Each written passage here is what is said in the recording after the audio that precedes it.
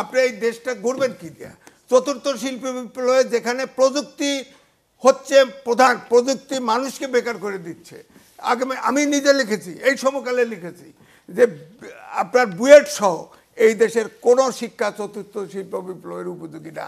অর্থাৎ এই ছাত্র এই 8টা, আমি বলবো প্রায় 6টা 8টা জেনারেশন ধ্বংস করে দিছে তারা। আপনি বলেন 52 সাল থেকে সব আন্দোলন হয়েছে, সব আন্দোলনে ছাত্ররা নেতৃত্ব দিয়েছে। এত বিতর্কিত কোনো ছাত্র নেতা হয় নাই। এবারে এই ছাত্রদেরকে যে বিতর্কিত করা হয়েছে কারণ এই মবকে এনকারেজ করা হয়েছে, এই জন্য তারা বিতর্ক। তাদেরকে শিক্ষা, ডক্টর মোহাম্মদ ইউনূস কয় আপনারা সব উদ্যোক্তা হন। আরে উদ্যোক্তা হবে কি? হ্যাঁ, তো দুনিয়ার সুযোগ নিয়ে বসে আছে। উদ্যোক্তা হওয়ার সুযোগ আছে নাকি? দেশে অর্থনীতি চল আছে? অর্থনীতি নাই, বিনিয়োগ নাই, বেকারত্ব বেড়ে গেছে, ব্যাংক লুট বেড়ে গেছে, সব আওয়ামী লীগ ফ্যাসিস্ট থেকে শুরু করে কোনো উন্নতি নাই এই দেশে। বিশ্বব্যাংক বলেছে 3.3% জিডিপি গ্রোথ হবে সামনের বছর। অর্থাৎ এই দেশে দুর্ভিক্ষ, অবশ্যই দুর্ভিক্ষ হবে, দুর্ভিক্ষ হবে। কিন্তু সরকার থেকে যাইতে চায় না। আগে প্রথম দিকে দেখছেন না, উপদেষ্টা হেঁটে যায়, প্রধান উপদেষ্টা হেঁটে যায়, কয় আপনার 5 বছর থাকেন, 10 বছর থাকেন, আজীবন থাকেন, ওই নেশায় পড়ছে।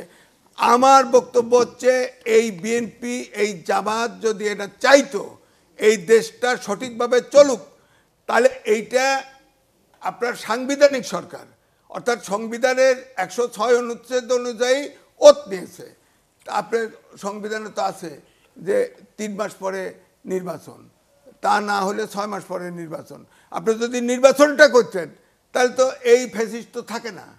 কয়টা সিট পেত? 5টা 10টা, কি হতো তখন? তো এখন তো আপনি যান, এখন তো ফ্যাসিস্ট শক্তিশালী হয়েছে। এদের শেখ হাসিনা ডাক দিয়েছে, তো তা তো করবে, তো ঘেরাও করবে, এখন বলতেছে তো, এই বলার সুযোগ পেত না। তো এটা হচ্ছে যে আমি বলবো বোঝার পুরাপুরি রাজনীতিবিদরা দেউলিয়া, তারা বুঝতে পারে নাই কখন কোন স্টেপ নিতে হবে। এই সরকার তো বোঝেই না।